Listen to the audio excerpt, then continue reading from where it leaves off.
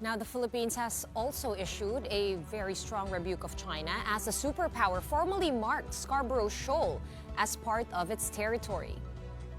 On November 10, Beijing submitted to the United Nations a nautical chart outlining the baselines of what it called waters that are historically theirs.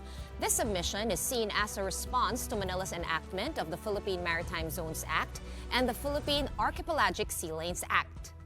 A month later, on December 10, also before the UN, Ambassador Antonio Lagdameo defended the landmark maritime laws. He said these are aligned with the UN Convention on the Law of the Sea, or UNCLOS. The permanent representative of the Philippines to the UN flat out rejected China's claim over Scarborough, also known here as Bajo de Masinloc, noting that it violates the UNCLOS and, quote, undermines the rules-based international order. Lagdameo stressed that Bajo de Masinloc is clearly within the Exclusive Economic Zone, or EEZ, of the Philippines, and as such, only the Philippines can establish baselines there. Let's try to make sense of this story some more with our guests tonight. We have joining us over Zoom, maritime security expert Chester Cabalza. Welcome back to The Big Story, Chester, and thank you for taking our call on such a news day. Good evening, Sean and Riza. Thank you for inviting me to share some of my views with you. Was it surprising to you in any way that China kind of countered? Do you also see that this is, in fact, Beijing's counter to the two laws that we passed? And I believe that was the last time we spoke after they passed the Maritime Zones Act and the Archipelagic Sea Lanes Act. They've been resisting us in 2016. They thought that the legal approach would be, of course, now for the Philippines, it was the best formula for us on how we would claim our sovereignty rights in the exclusive economic zone. And all of a sudden, China is doing the same thing, building up their own legal claims.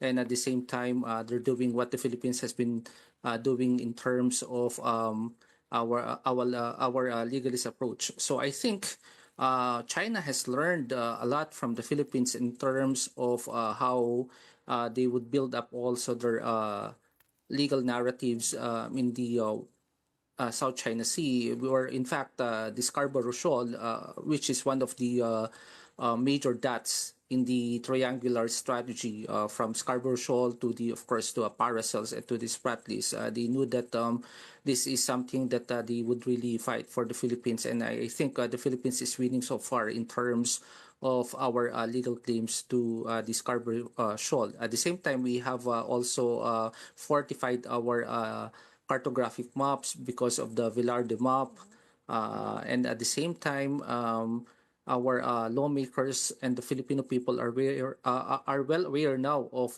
the claims of the Philippines, because of course we've been doing this for 8 years already.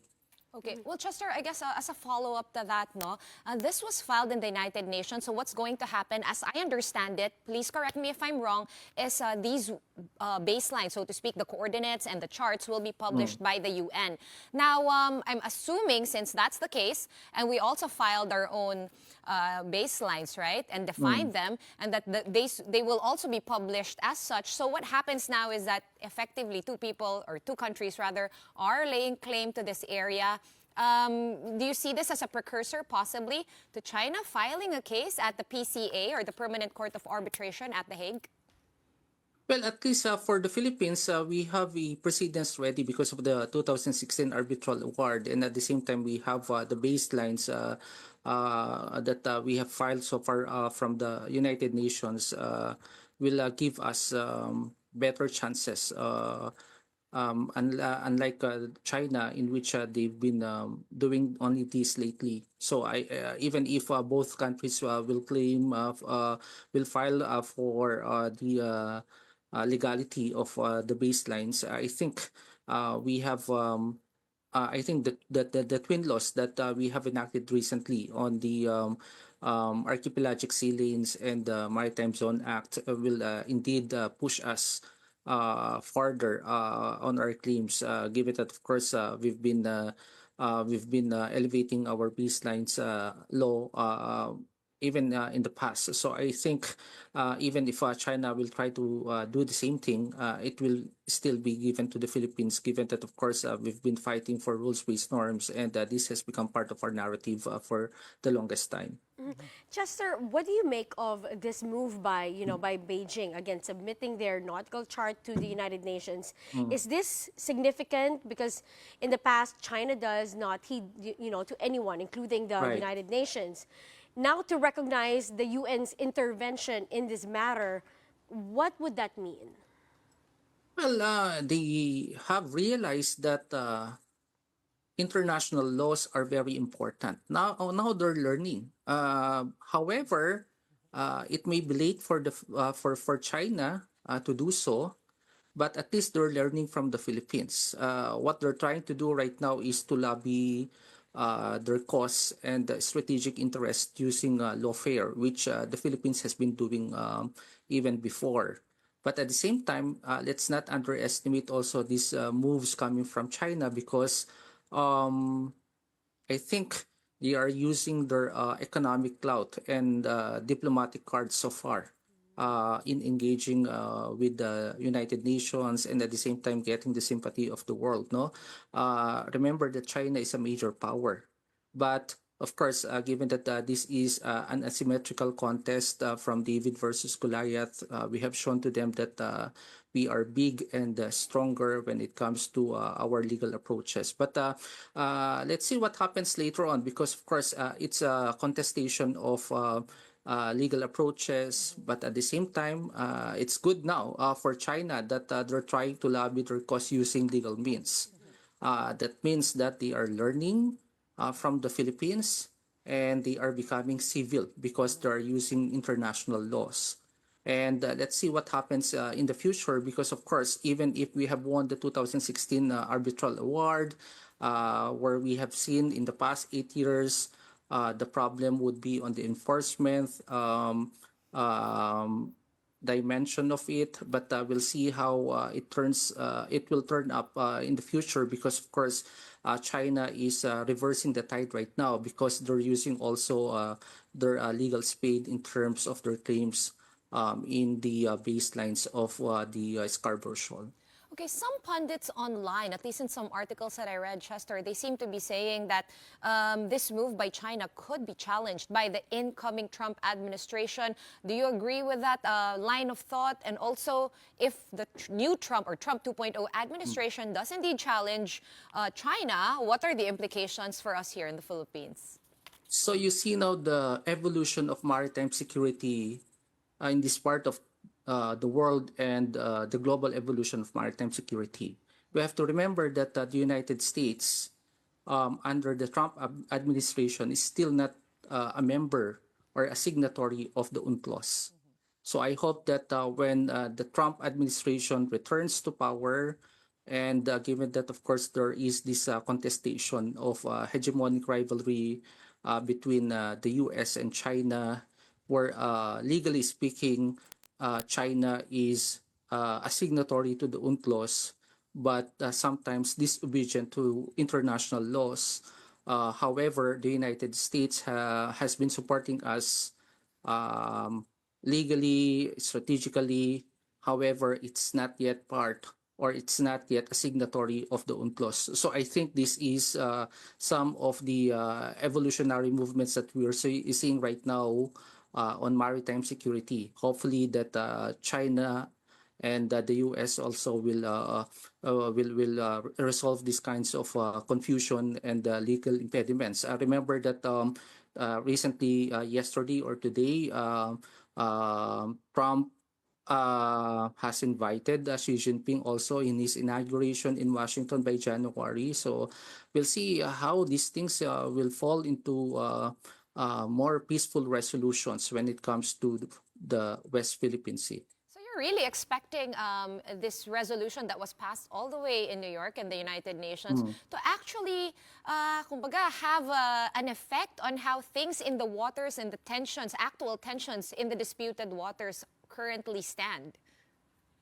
Yes, that's the reason why even there are many fronts when we we fight. Definitely, in terms of the legal dimension, the Philippines has been winning so far, and I think that has been our strength against China. But of course, we are still not that strong when it comes to our military and strategic approaches. But of course, that's not the only solution when it comes to our West Philippine Sea conundrum. You need a lot of diverse and complex approaches and plans in order for us to maintain peace and order in the region. Chester, let's just backtrack a little. China submitted its baselines to the Hmm. United Nations in November, but doesn't Right. it seem that this submission flew over our heads since this is now a formal territorial claim? Now, is this government or our government underestimating the impact again of this Hmm. document? And what do you think, or how should we respond to it? Oh well, of course. The China's submission to their baselines in New York is something that we have to watch out also, because of course, even if I said earlier that we are winning so far, legally speaking, because of the arbitral award that we have received since 2016, that doesn't mean that we are ahead of China. In other words, they are also challenging us. So it's like I think if I put it in a legal term, maybe it's like a motion for reconsideration for them. No, they're trying also to mount their own legal basis, following the procedures of international law. But of course, let's leave that up to our legal experts on how they would construe what the Philippines would do later on. But of course, nevertheless, we've been hearing from the government or from the Philippine government that Scarborough Shoal is part of the Philippines, and this has been we have a legal and historical basis on it. So we have seen that in the Murillo Villar map. There were ethnographic and legal basis on the Scarborough Shoal that it has been part of the Philippines, and it's part of I think that was the start of our legal saga with China. Remember, in 2012, in 2013 we filed the case, and in 2016 we won. But China has recently submitted its baseline claims only just November. So in other words, they're trying to clear up these of course claims by the Philippines by of course submitting their own uh, legal documentation. But we'll see what would be the decision of the higher courts when it comes to that. No, but nonetheless, we are still confident that the Philippines um, has the right to the Scarborough Shoal based from historical, ethnographical, and legal basis. Is it not also true, though, Chester, that according to the tribunal in The Hague, or the PCA, that China also historically they did agree that China was or Chinese fishermen were also fishing in that area historically, and Mm. there and because the PCA does not really award territory, right? So, Right, agree. yeah. So how Now do we? remember that the Scarborough Shoal is a traditional fishing ground. So mean to say, it's not only Filipino fishers who fish there. No, you have also other nationalities like the Chinese, Taiwanese, Vietnamese, Malays, and Indonesians. So meaning to say that this is like an international shoal or water where any fisher folks can fish. So I think that's the reason why um, when uh, when China tried also to of course no assert their sovereignty or their narrative when it comes to the Scarborough Shoal by stating that they have control to the Scarborough Shoal, and they are not allowing the Filipino fishers and other fisher folks from other countries. That became a remorse for many countries. We resisted it because we know that it's a traditional fishing ground for many nationalities. Okay. In terms of AFP modernization, Mm, we heard the president today. I'm not sure if you caught that. yeah, In the midst of, the Coast Guard, all the ships that got rammed, we really, really need it. The budget, tinanggal, binalik. We have yeah, external threats growing. The tensions now, dati, Scarborough and Ayungin, now it's like in Escoda, Half Moon, o Hasang-Hasang. We're right. hearing new rocks or features that now have the Chinese presence as well. Is there any way that you're seeing that the government can fast-track modernization? Oh, well, let's put into context first, no? 2000, 2000, I think that was in 1990s during the time of FER when we have the modernization law of the AFP. And then it was revived during the time of Benigno Aquino in 2012. Then, luckily, it was supported also by former President Duterte and the current President Bongbong Marcos, the modernization program of the AFP. And we have heard from President Bongbong Marcos the Rehorizon 3, meaning to say that there is an extension of the third leg of the modernization program, revitalized modernization program of the AFP. And after that, during his stint also, we have seen the modernization of the Coast Guard.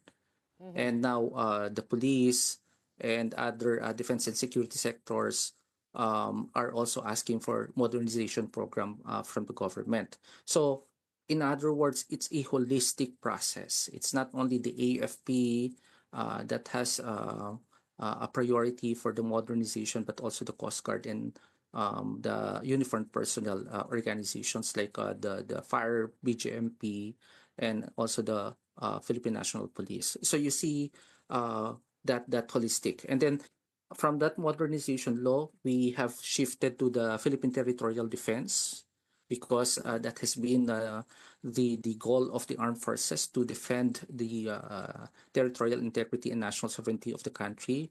And with the belief that the Philippine National Police will now cover or will now become responsible for the internal security of the country because the AFP for 5 decades they've been doing dual role for internal security and external defense.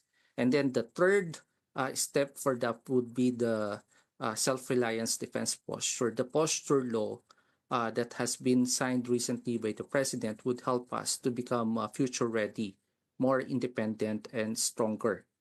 Because the dream is to make our armed forces a world-class armed forces, at least in the region. No, so that has been the goal, but of course, 3 years, 3 more years to go for the Marcos Jr. administration. I think even it's nice that he's been supporting this modernization program, but I know that looking at the current state of the armed forces right now and their defense and security sector, it's still a continuing program. It's a work in progress. The next president and future presidents of the Philippines will still have to work on the modernization of the armed forces and the defense and security sector.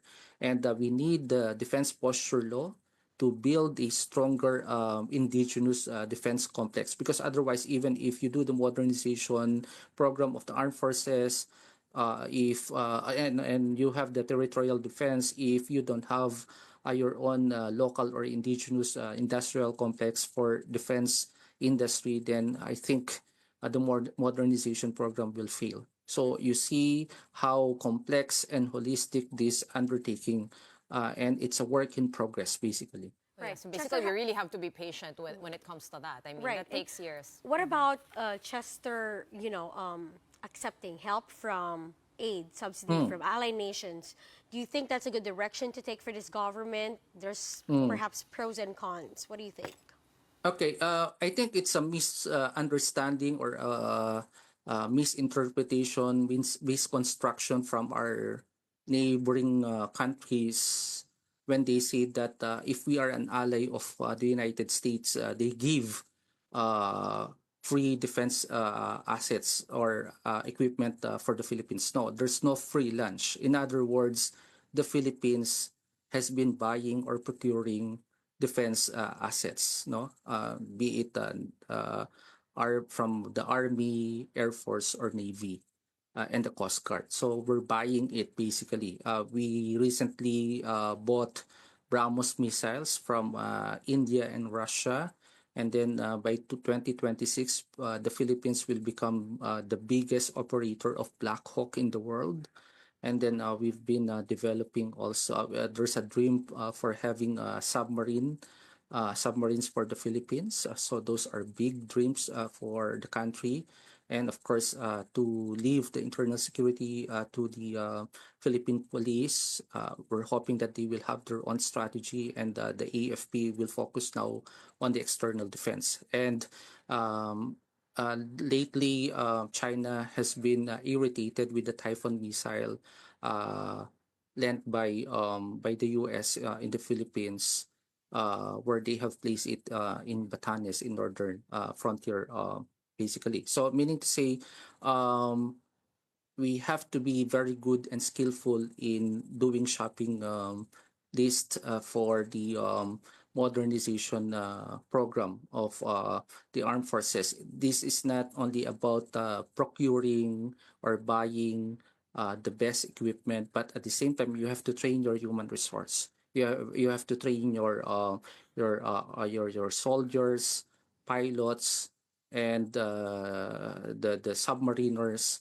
and the coast guardians, and the policemen. So you have to develop the hard and soft hardwares, the hardware and the software basically. So and at the same time, it should align to your strategy doctrines and manuals, because at the end of the day, if you just keep on buying and it doesn't align to your strategy, then it's going to be a failure for the Philippines. Remember, these are people's money. We are using taxes in buying those expensive armaments from strategic partners and allies. And what is nice about this one, the Philippines has recently diversified also its procurement process. We're not only buying from the United States lately, we've been buying from India, from European countries, and South Korea, and also with Japan. So you see the diversification now because of globalization. No, but hopefully our dream is not to buy so much, because modernization does not mean that you have to buy everything from your friends, from your strategic partners or allies. You have to build your own independent and indigenous industrial complex. That's the most sophisticated and intelligent action that would come from our government to support our own local industries. That's the reason why we want intelligent Filipino scientists, engineers, and IT people who would help us in this in developing local defense industries to elevate the defense posture of the Philippines through the self-reliance defense posture.